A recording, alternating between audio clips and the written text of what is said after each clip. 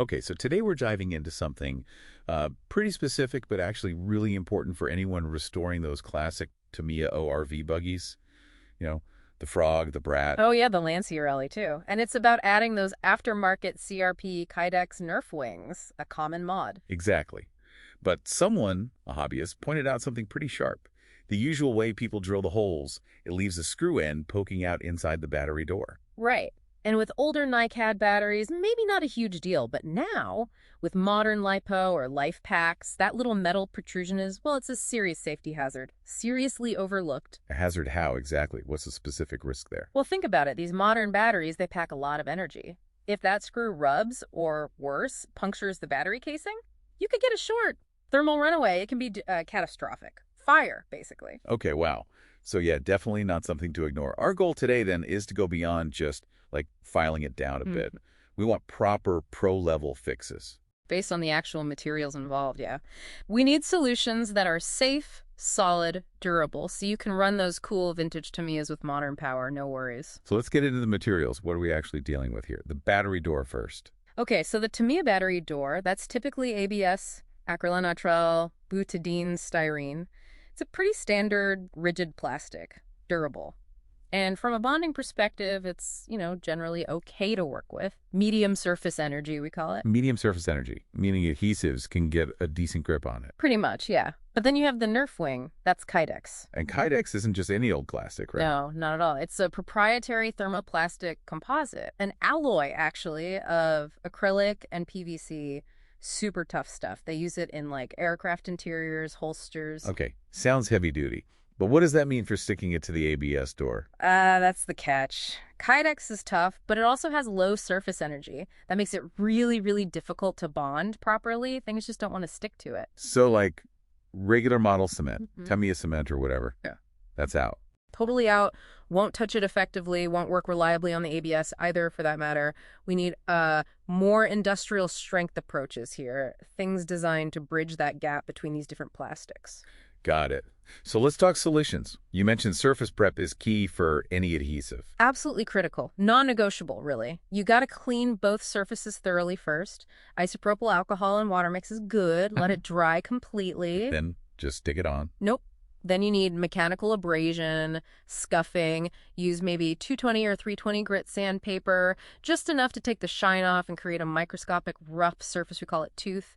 Gives the adhesive something to really bite into. Okay, scuff it up. Yeah, then clean it again, same way, to get rid of all the dust. Yeah. And super important, after that final clean, don't touch the surfaces with your bare hands. Skin oils will ruin the bond. Right, gloves on.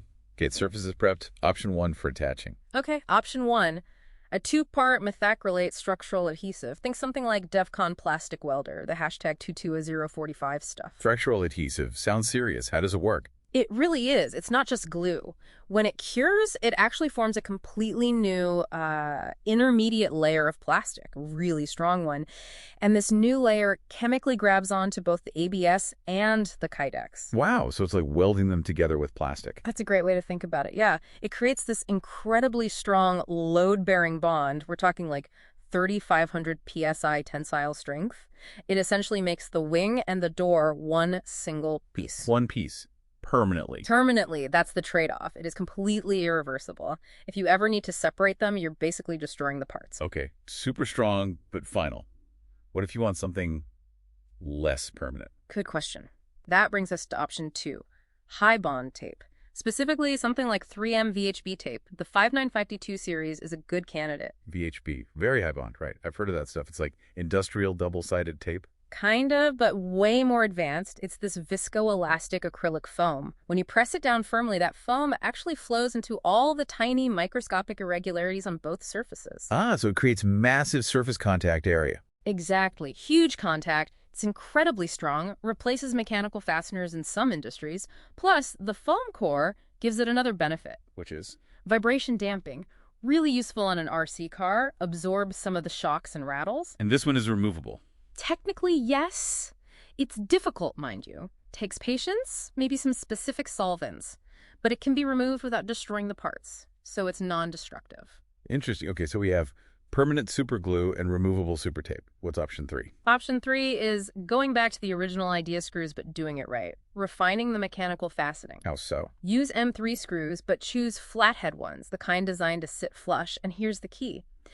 You countersink the holes on the inside of the battery door. Countersink, meaning you shape the hole so the screw head sits down into the plastic. Precisely. So the head of the screw ends up perfectly level, totally flush with the inner surface of the door, no protrusion, problem solved. Ah, clever. Eliminates the risk entirely. Exactly. And mechanically, this gives you the absolute best strength against forces trying to pull them apart, that's peel strength, or slide them, which is shear strength.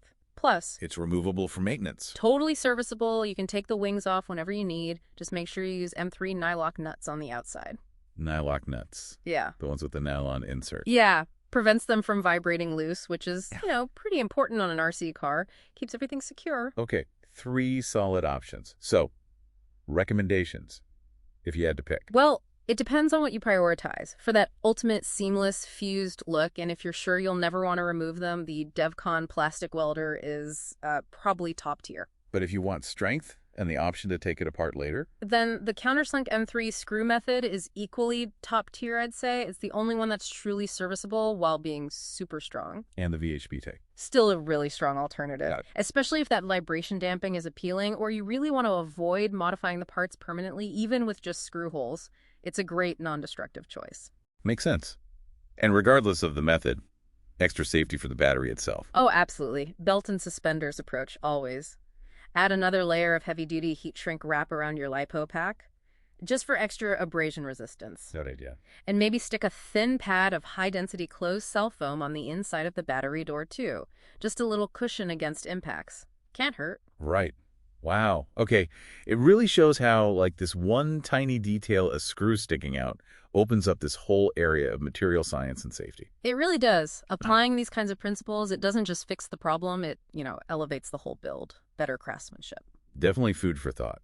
Which kind of leads to a final question for you listening. Yeah, what other seemingly minor details, maybe in your own projects or even everyday life, could actually reveal some surprising things or offer big benefits if you just dug a little deeper into the materials involved? Makes you think, doesn't it?